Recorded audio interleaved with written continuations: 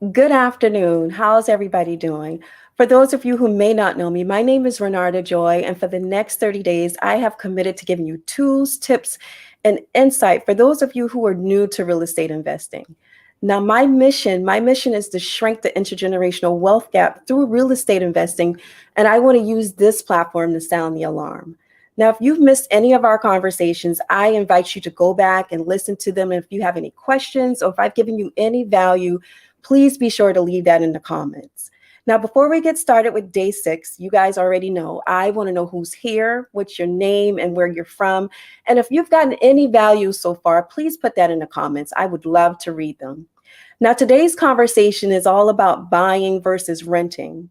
I am not against renting, especially if it fits your lifestyle. At one point, it fit my lifestyle until I realized I was mortgage ready. Now, for those of you who are new to real estate investing, let me just explain. When you buy an investment property, your objective should be to earn a return versus when you buy a primary property, your objective is to provide housing for yourself. Now, depending on who you talk to, maybe an investor, they may suggest that you start off with an investment property so that you can take the cash flow to help offset your mortgage on your primary residence. Again, that all depends on a couple of things like your buying strategy. There is a couple of times or a couple of reasons why I think it would be a good fit to rent. Let me give you a couple of them. Let's say your job, maybe you have to relocate just temporary for a project, maybe 6 months, 18 months, it may be a better fit for you to rent. Or let's say you're a college student or you have a college student and you're only going to be there for a couple of years.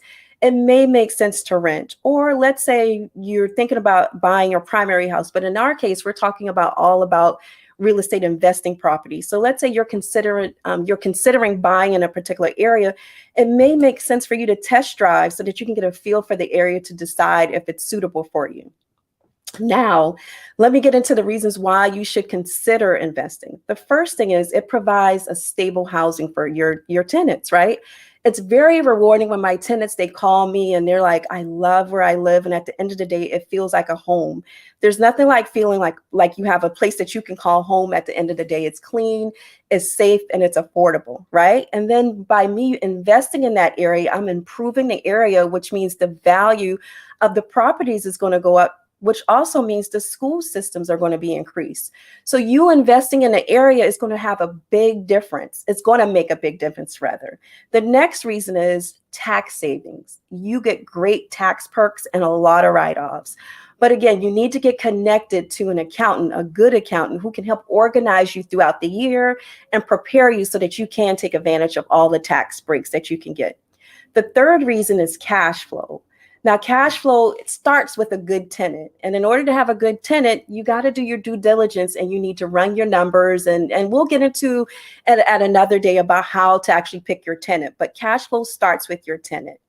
Now, the fourth reason why you should consider investing in real estate properties is equity. Equity is the difference between what you owe on a property and the value of the property. Let me give you an example. Let's say you owe $100,000 on a property, but the property is worth $250,000. You now have $150,000 worth of equity that now you have cash leverage. You can add more properties to your portfolio, maybe put your kids through college, maybe put it towards your retirement. I mean, you can do whatever you want to do with it. The fifth reason why you should consider investing is it's yours. You're now in the driver's seat. You now have a business. But the biggest reason with that of you owning a property is it puts you in a position to transfer wealth to the next generation. How amazing is that? Now, I get real estate investing isn't for everybody because it is a big decision. It's not like you can go to Macy's and take back your shirt because you have buyer's remorse. I'm not trying to say you can't sell the property, but it could take time. It could take 30 days, if not more. So I hope that this has been valuable to you, and I hope that you've gotten some information out of it. And if you have any questions, please feel free to put that in the chat. If you're watching this outside of my Facebook business page, I invite you to come and join me at renardajoylive.com. That's renardajoylive.com. Now, I don't want you to join just for the likes. If you missed yesterday's conversation, because we are wrapping up day 6, I invite you to go back and listen to yesterday's conversation where we talked about the millennials feeling like, why bother? Remember, my mission is to shrink the intergenerational wealth gap. And in order to do that, we have to change the narrative of what the millennials are thinking of. Why bother? So join me so that you can get updates and you can get notifications so that you can help me spread and change the narrative to the next generation. And as promised, I want to honor your time. I only want to be here for a few minutes. I will see you guys tomorrow at 6 p.m. EST. Have a good night.